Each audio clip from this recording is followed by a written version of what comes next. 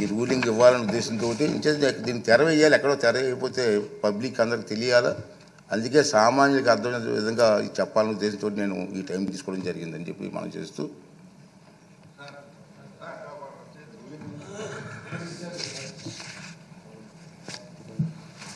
అధ్యక్ష,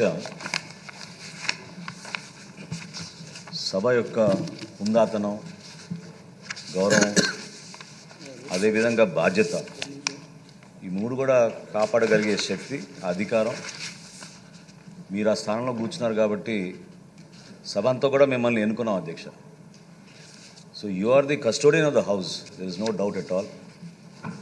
as presiding officer you can always exercise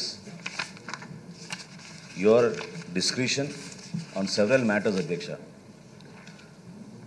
సభ నుంచి మేము సభ్యులుగా మేము కోరేది ఏంటంటే ఎప్పుడు కూడా ప్రజలు ఏ విధంగా ఒక ఆకాంక్షతోటి ఒక నమ్మకంతో మమ్మల్ని ఎన్నుకున్నారో ప్రజలకి సేవ అందించడానికి ప్రభుత్వం నుంచి మేము చేసే కార్యక్రమాలు సభ ద్వారా ఎంతో హుందాగా వ్యవహరించి రాష్ట్ర వ్యాప్తంగా ప్రజలకి మేలు చేయాలనే అంకిత భావంతో మేము అందరం ఇక్కడికి వచ్చాం అధ్యక్ష.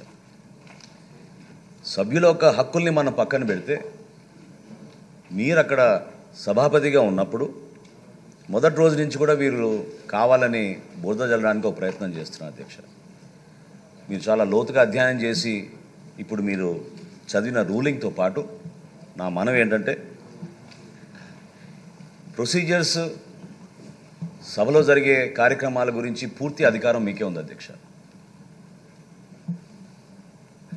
అక్కడ వచ్చి కూర్చోవాల్సిన ప్రతిపక్ష సభ్యులు వాళ్ళ నాయకుడు వాళ్ళ బాధ్యతని విస్మరించి సభను, రాష్ట్ర ప్రజల్ని కూడా తప్పుదారి తీసుకెళ్లే విధంగా వాళ్ళకి లేని అధికారం కోరుకోవడం చాలా దురదృష్టకరం అధ్యక్ష. ప్రజలే మిమ్మల్ని చీకొట్టినప్పుడు, ప్రజలే మీకు ఆ గౌరవం ఇవ్వనప్పుడు సభాపతిగా మీరేం చేయగలుగుతారు అధ్యక్ష?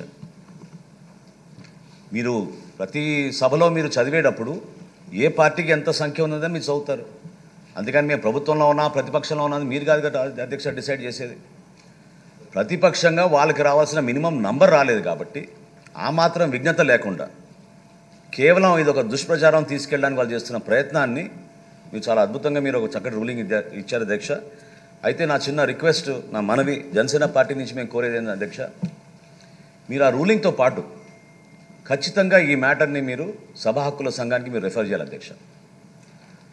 ఆ కమిటీ దీని గురించి ఇంకొంచెం లోతుగా విశ్లేషించి మీకు దీనిపైన రిపోర్ట్ అందించి ఎవరైతే ఈ విధంగా కంటిన్యూస్గా మాధ్యమాలు ఉన్నాయి కదా అని వాళ్ళు వాడుకొని ఒక నెరేటివ్ వాళ్ళు ఏదైతే ప్రజల్లోకి తీసుకెళ్తున్నారో దాన్ని ఖచ్చితంగా మన బాధ్యత అధ్యక్ష. మేము అందరం కూడా మీకు ఎప్పుడు అండగా నిలబడతాం.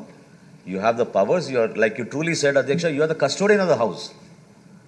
As a custodian, you have to exercise your powers and duties. Through that only we can support our members in this long journey, అధ్యక్ష.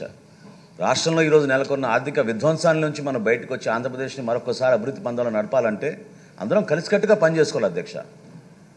ఇట్లా అనాలోచిత మాటలు, మూర్ఖమైన నిర్ణయాలు తీసుకుని ప్రజలపైన ఈ విధంగా అభాండనాలు, మీపైన అభాండనాలు వేయడం అనేది సరికాదు అధ్యక్ష.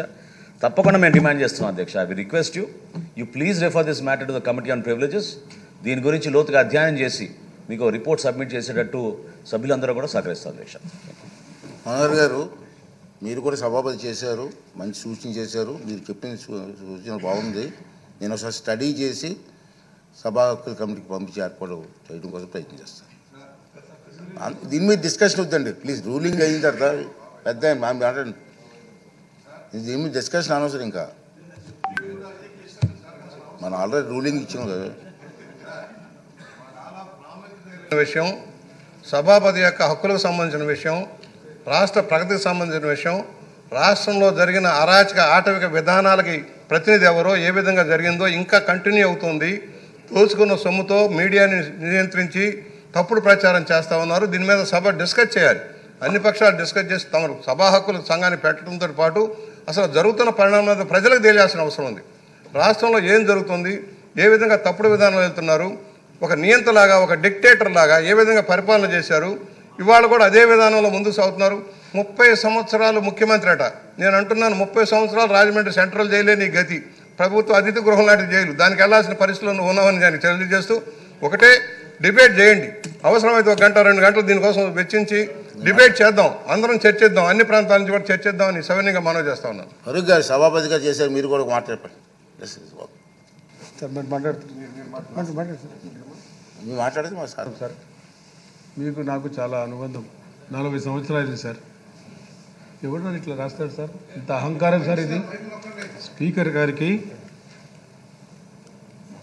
నేను ఏం చెప్పాలో అర్థం కాలేదు. ఎందుకంటే మీరు చేశారు స్పీకర్ గారు, నేను చేశాను. ఎప్పుడు ఇటువంటి సందర్భం రాలేదు. కానీ మొట్టమొదటిసారిగా ఇంత అహంకారపూరితమైన లెటర్ రాయడం అంటే అహంకారం సార్, పొగురు సార్ ఇది. అది పొగురు, మనిషిలో ఇక తగ్గలే పొగురు. కాబట్టి సార్ సభా హక్కుల సంఘంకి అవసరం లేదు సార్. సార్ ప్రివిలేజ్ కమిటీకి అవసరం లేదు సార్. సభలో అందరి అభిప్రాయాలు తీసుకోండి, ఏం చర్య తీసుకోవాలో తీసుకొని ఆయన ఏం చేయాలో మీరు చేయండి. ఆ లెటర్ బహిర్గతం చేయండి సార్. అది ప్రెస్ పోవాలా, మీడియా పోవాలా, ప్రజలకు తెలియాలి సార్. ప్రజలు తెలియకుండా ఎట్లా సార్? ప్రజలకు తెలియజేయండి.